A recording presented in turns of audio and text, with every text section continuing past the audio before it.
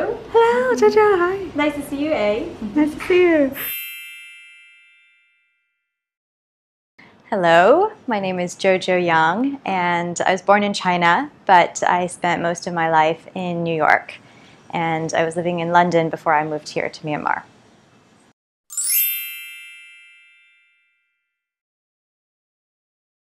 So I first visited Myanmar in 2012, and it's actually a bit of a love story because I was on a sabbatical from work and I was traveling around Southeast Asia for 3 months, and I happened to see on Facebook that my ex-boyfriend that I dated like years ago in 2008, 2009 was traveling around Asia and also going to Myanmar. So we met up in Myanmar and we spent 2 weeks visiting Bagan and Inle, of course, all the classic places. And after that, he went back to the UK where he was living, and I went on to travel around Southeast Asia, and I couldn't stop thinking about him. So I called my work and asked if I could relocate to London to be with him. And so Myanmar was what really helped us to rekindle that flame. And then we spent a year together in London, and then we moved to Myanmar in 2014 together. And now he's my husband. And so what we're doing in Myanmar, we were both working in corporate jobs in London. My husband was a banker and I was a consultant, and we just wanted to change. So we came here without any jobs, any prospects. We just thought we would arrive and see what was possible.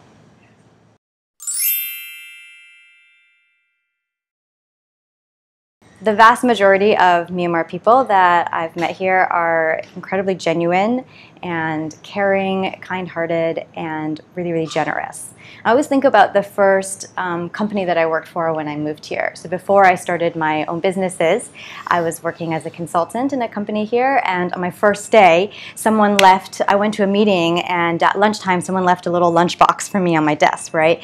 And when I came back to my desk, I asked my colleague, oh, was this left here by accident? And they said, oh no, it's somebody's birthday, and they brought you something to eat. And I thought, well, that's really strange because it's my first day on the job. They don't even know me, and that must have been a mistake, right? And then 2 days later, someone else came and brought food for me, and I just thought, you know, how amazing and generous that on your birthday you actually give an offering to everybody else, right? I think in the Western culture, we're used to thinking that a birthday is a time where you get to receive. It's all about me and about getting things and consuming, and so I think that's such a special culture that they have here, where on your birthday, it's an opportunity for you to treat others, to share and to offer.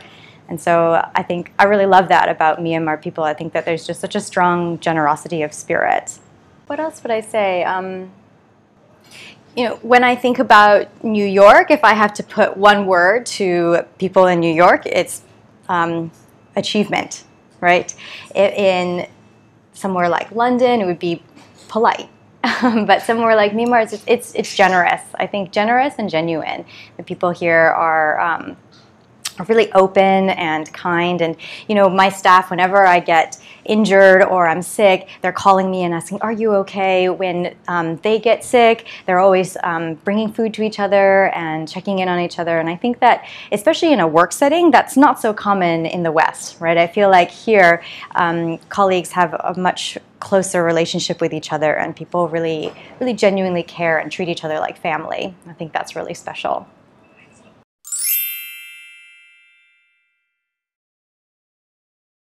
My favorite things about this country, they're a bit more general. I think that what I love about this country is that people are able to create and experiment because it's still nascent in a lot of ways, right? I would never have dreamt of opening a yoga studio in New York or London, where I came from. You know, so being here, you have the opportunity to experiment, and I feel like there's just so much good energy in this country. And when we came here in 2014, there wasn't any yoga studios here, right? Now you have a VR place, you have escape rooms, you have an ice skating rink, and you have like bouldering gyms, you know, so there's just people with this energy to do new things, to try new things, and I think that is really special about this country. I think there's just not a lot of places where you can try something and be the first person doing it. So I think that's really cool. And you just see so many young entrepreneurs here, so many people who are bootstrapped and trying to start something new. And I think that that's really special and different about this country. Yeah. I mean, I'm an entrepreneur, right? I came here to do something entrepreneurial. So for me, that is what I notice the most about this country. Yeah, that it is a country of hackers. It's a country of entrepreneurs and people who are excited to try something different. Yeah. So things that I don't like about this country. Something that I don't want to say that I don't like it, but something that's very puzzling is that people never seem to have the same phone number. You know, when you try to call someone on that you haven't spoken to for a few months, always I get "Tika Mashin." You know, it's always like, this number is unavailable. Every time, 9 times out of 10, when I call a business on Google, the first number I try, not available. Then I have to go on Facebook, look for a different number. I mean, I moved here in 2014, right when Urdu was just starting to launch, and I have the same phone number that I had 6 years ago. But somehow here, everybody's always changing their phone number, Facebook profile, always changing. And the other thing that I find really funny, it's not something I don't like, but you know, I interview someone to work for me, and they say, "My name is Susu." And then I look at their NRC card, and it's a totally different name, right? And then they find me on Facebook, and it's a totally different name. So people just kind of use their names very loosely, and it kind of makes me a little crazy trying to remember everybody's name. And then I would say the last thing is definitely the driving. You know, everything that I said I love about Myanmar people, kind-hearted and caring and generous, they get behind the wheel and it's like their alter ego comes out. But I think that what I notice is that people, even though they drive aggressively, they're not upset when other people cut them off. They're not upset that other people are also driving aggressively. I feel like if I was on the road here, I'd have a lot of road rage. Like, I can't believe this person just cut me off. But people are very like, well, that's okay. I'm going to do the same for somebody else. So I guess it's a very Zen approach, right? And I suppose if you were not aggressive here, you would never be able to make a right turn, because it's just it's the way the traffic works in this country. But yeah, I would say that the driving, particularly as somebody who doesn't drive and as somebody that spends most of their time as a pedestrian on foot, crossing the street is probably a risky business every day. I have to say, I think infrastructure has really improved substantially since I came here in 2014, so really no complaints. I feel like electricity has gotten much better, water supply is much better, although I still think that it's not something that I dislike so much about Myanmar, but something to get used to is the fact that in certain areas of the city, water only comes at certain times, right? And sometimes it's reasonable times, other times it's like 2 to 4 in the afternoon when you're obviously not home. So I guess that's just something that we just took some time to get used to, and there were many, many days where we came home at night and thought, oh, cannot shower, no water. So it's just something that I think just takes a bit of time to learn how to work with, how to deal with.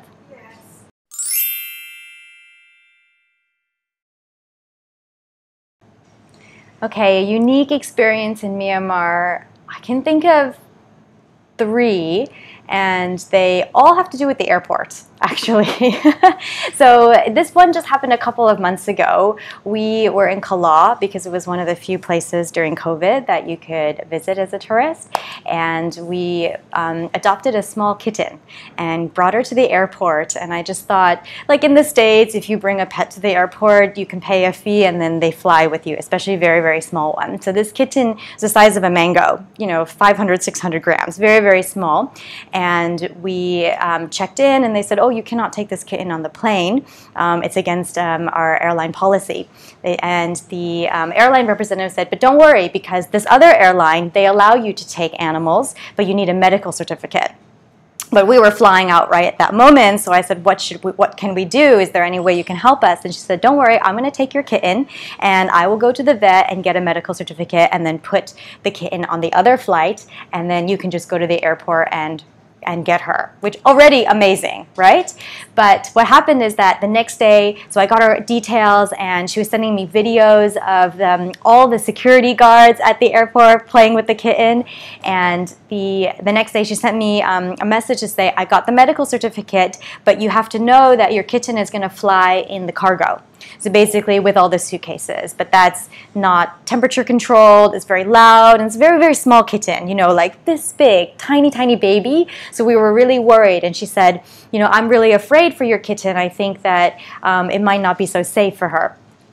So I said, gosh, what do we do? So I thought maybe she could go to the bus station and ask if there was somebody who could bring the kitten down by bus. So she actually went there and said, you know what, I felt like the most safe thing to do, because tomorrow is going to be my off day, I'm going to take a bus down from Kala, 10 hours down to Yangon, and hand deliver you your kitten. And because it was during COVID time and she wasn't really supposed to travel with her company, so she said, I cannot stay in Yangon, so please come and meet me at the bus station. So she came 10 hours by bus, 11 hours by bus, all the way down to Yangon, gave me my kitten, and then took the bus, night bus back up. I mean, that is a uniquely Myanmar experience, right? How amazing, how much generosity and patience and kindness to do that for somebody else that you don't know at all. You know, that's something that really was touching for me. Yeah. And the whole time she was sending me videos and saying, your baby's okay. So it was just, I mean, to spend 2 days of your holiday, right, your vacation time, your day off from work, to take a bus like that for somebody you don't know, I think that's just demonstrates a level of generosity and kindness that is really, really hard to find anywhere else. I feel like that's a really uniquely Myanmar experience. Yeah. So another really unique experience that I had at an airport, I was actually leading a group of business school students. So they came to Myanmar for a week and they were doing company tours and also doing some touring touristy sites around Myanmar. And it was 26 of us, and we all showed up at the airport in Bagan. We're supposed to fly from Bagan to Heiho, and the airline representative sees this big group of people and his mouth just drops. And I'm thinking, that's strange that he's surprised to see us, because obviously 26 people, you should see that on your list, right? And this was in 2015, 2016, so it was before everything was digitized, and they just had a list of passengers on a piece of paper. And we said, yeah, we have a reservation to go to Heiho, and I happened to look at his piece of paper that has all the passenger names, and he says, I see that there's only like 6 people on that list, and there's 26 of us, and none of us are on that list. So I said, oh, what's happened to our reservation? And then he starts calling people. After 15 minutes, they say, oh, your reservation's for tomorrow. So we're not sure who made the mistake, if it was me or if it was the airline. But then he said, but you know what? You can just all get on this flight. No problem. Just get on this flight. Don't worry about it. Didn't even look at our passports. Didn't take our names. Just like, just go. Just go. So that's a really uniquely Myanmar experience. But I think that was also maybe because it was in 2015, 2016, and now I feel like the airlines have tightened up their security measures and gotten a little bit more strict. So the third unique Myanmar experience that I've had also at an airport just happened a couple of days ago. I was going again to Kala, because I love Kala, and I had this little backpack where I had put a bunch of snacks in it for the trip. And what I didn't realize is that at the bottom of the bag, my husband had put 2 cans of beer. And it was like a cool bag, you know, like where you can put cold things. And so it goes to the scanner, and of course a can of beer is 330 milliliters. It's not allowed, right, because it's too much liquid, and you're not supposed to bring alcohol, I guess, on a flight.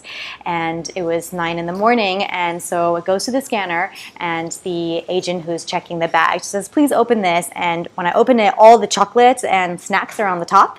So I was like, oh, it's just chocolate. And then she digs in, and then she takes out a can of beer, and I didn't realize that it was in there. So I look at my husband, and I'm like, oopsies. And she goes, don't worry, just drink it now, which is, I suppose, what they usually say. But I was like, it's 9 in the morning, I can't drink this beer right now. And so they were, you know, joking with each other, and they say, okay, you can go. And I feel like anywhere else in the world, people would be very strict about it, and they say, nope, too bad, throw it out. But here, people are they're really nice. They just, like, that's okay, let it go.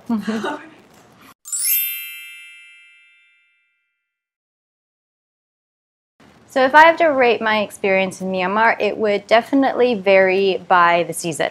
So November to February, it is a 10. March to May, it is about an 8. And then June to October during the rainy season, I would say it's probably about a 5. Just because of the comfort level, right? I think that the rainy season this year has been pretty good, but you know, the flooding, and we live on the top floor of a building, so sometimes the roof is leaking, and of course during the hot season power outages are really common. So I think that those just make your quality of life a little bit more difficult in those times. Okay, so the second question was, have I enjoyed my time here? Of course I've enjoyed my time here. I've been here for 6 years now, and when we first moved here we said let's give it a try for 3 years.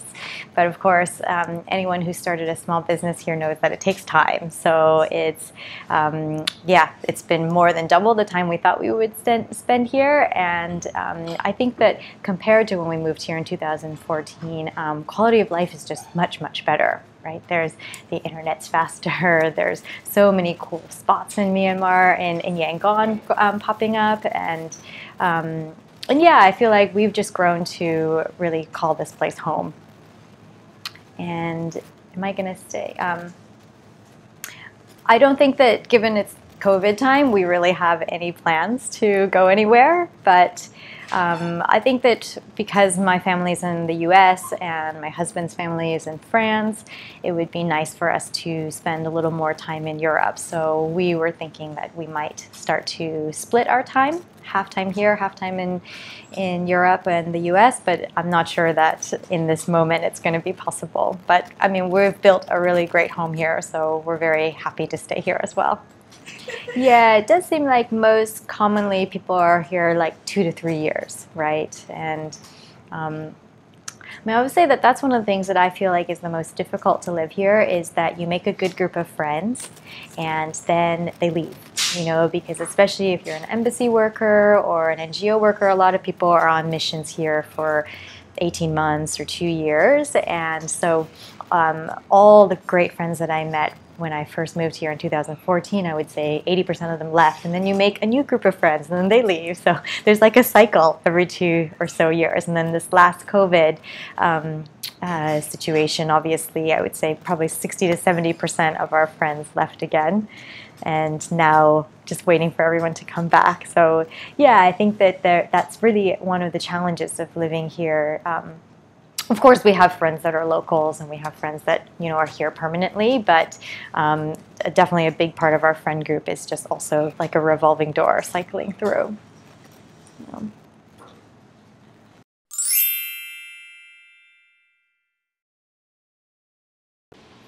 So the light within me shines towards the light within you. Namaste.